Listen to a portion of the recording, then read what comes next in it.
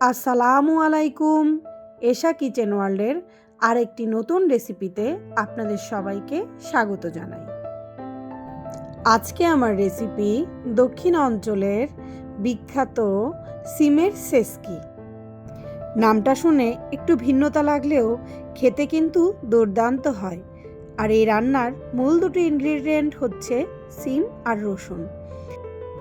সিমের এই সেসকিতে রসুনের পরিমাণটা একটু বেশি দিতে হয়, ঝাঁজটা দারুণ আসে, খেতেও লাগে খুব মজা। এর জন্য আমি খুব ভালোভাবে সিমগুলো কেটে ধুয়ে নিয়েছি, একটা বড় রসুনকেও সেমভাবে কেটে ধুয়ে নিয়েছি। এবার ফ্রাই প্যানে দিয়ে দেব আমি প্রায় হাফ কাপ পানি। পানিটা ফুটে উঠলে দিয়ে দিচ্ছি তার মধ্যে পরিমাণ মতো লবণ।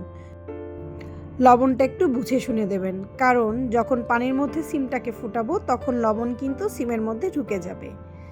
যাই হোক, এবার দিয়ে দিচ্ছি তার মধ্যে আগে থেকেই কেটে রাখা সিমগুলো। এবার সিমগুলোকে ভালোভাবে সেই পানির সাথে নেড়েচেড়ে মিশিয়ে দেব। জালটা মিডিয়াম টু হাইয়ে রেখে এটাকে সেদ্ধ করে নেব 2 থেকে 3 মিনিট। 2-3 মিনিট পর ঢাকনা খুলে দেখব যে কতটুকু পানি আছে। বেশ খানিকটা পানি এখনও আছে। এবার এর মধ্যে দিয়ে দেব বড় একটা আলু, ছোট করে আমি কিউব করে কেটে নিয়েছি।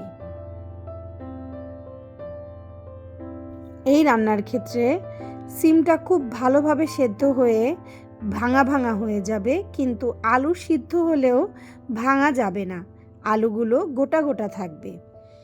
এবার জালটা মিডিয়াম টু লোতে করে ঢেকে এই অল্প পানিতেই আলু সিম পুরোপুরি সেদ্ধ করে নেব। আলুটা 80% মতো সেদ্ধ হবে আর সিমটা 100%-এর মধ্যেই সেদ্ধ করে নেব। এবার আমি এই স্প্যাচুলা দিয়েই সিমটাকে ভালোভাবে ভেঙে নেব। 2-1টা আস্ত আস্ত থাকবে, কিন্তু বেশিরভাগ সবই আমি মোটামুটি থেতো করে নেব। আপনি যেরকম ভিডিওতে দেখছেন এভাবেই করে নেবেন।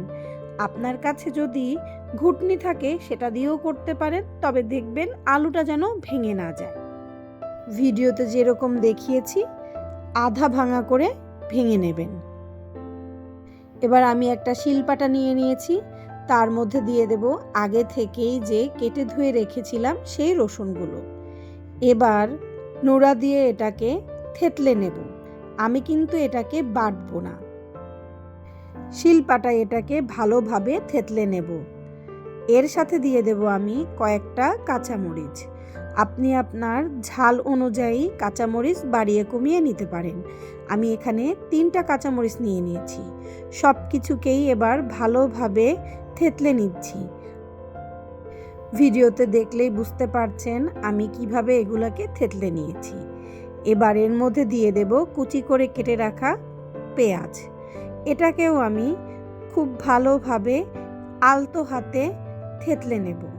একদম মিহি করা যাবে না, সব কিছুই থেতলে নিতে হবে। আপনার কাছে যদি হামানদিস্তা থাকে আপনি তাতেও এই কাজটা করে নিতে পারেন। এবার সব কিছু উঠিয়ে নেওয়ার পালা।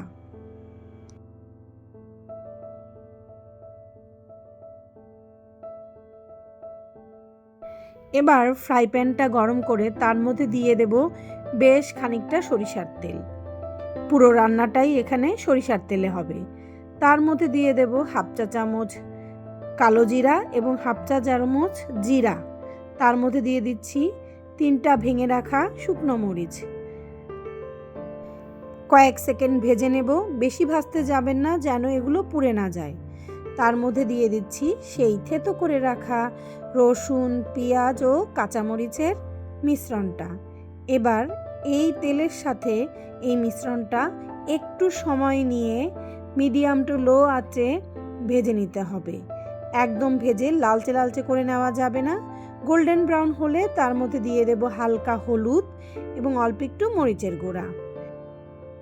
মশলাটা পেঁয়াজ, রসুন ও কাঁচামরিচের সাথে একটু সময় নিয়ে ভেজে নেব।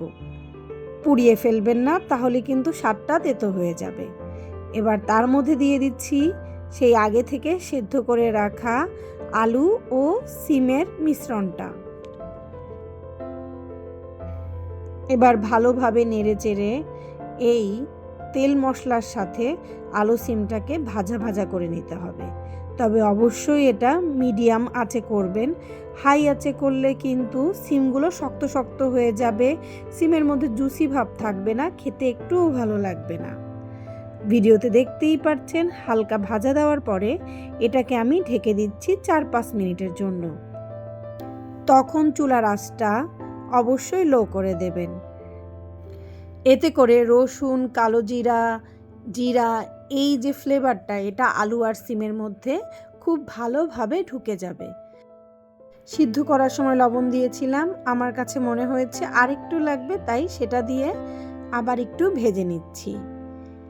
হয়ে গেছে আমার রান্না। জাস্ট উঠানোর আগে দিয়ে দিচ্ছি ভাজা জিরা গুঁড়া। ভাজা জিরা গুঁড়ো দিয়ে বেশিক্ষণ চুলার উপর রাখা যাবে না, জাস্ট আলতো হাতে সব কিছুর সাথে মিক্সড করে নেবেন। এরপরেই চুলাটা বন্ধ করে দেবেন।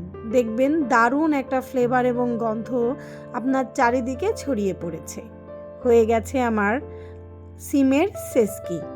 এটা আমাদের দক্ষিণ অঞ্চলে সবাই খায়, এক একজন এক একভাবে রান্না করে, তবে আমি যেভাবে রান্না করি সেটাই আপনাদের সাথে শেয়ার করলাম। আশা করি অল্প সময়ে তৈরি এই সিমের সেসকি রেসিপিটা আপনাদের কাছে ভালো লেগেছে। ভালো লাগলে অবশ্যই একটা লাইক, কমেন্ট, শেয়ার করতে ভুলবেন না। আল্লাহ হাফেজ।